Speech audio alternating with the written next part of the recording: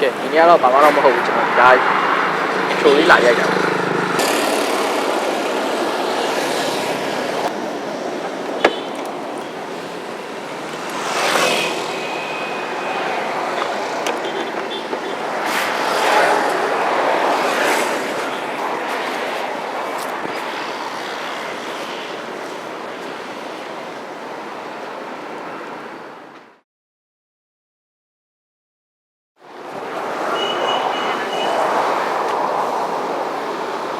အားလုံးပဲမင်္ဂလာပါကျွန်တော်ကတော့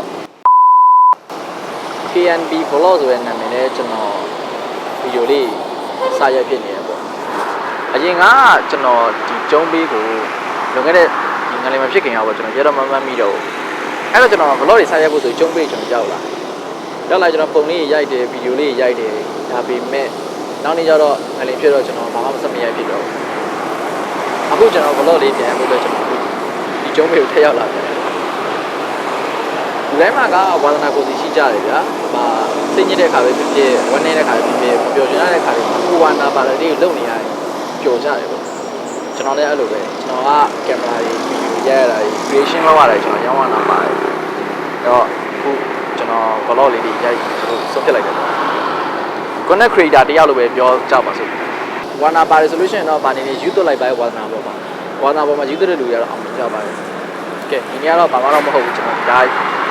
ချိုလေးလာရိုက်တာကျုံနဲ့မရောက်တာကြာပြီမနေ့မှလာနေကကျုံကိုမရောက်ဖြစ်ဘူးအဲ့တော့အခုလုံးနဲ့လာရင်းနဲ့ကင်မရာလေးပါလာတော့ကျွန်တော်ဒီဘရော့လေးအတူလေးရိုက်ပြလိုက်တာပါကဲဒါဆိုကျွန်တော်တို့ဒီစကားပြောလေးတော်ပြီးတော့ကျုံရဲ့အလားလေးခဏကြရအောင်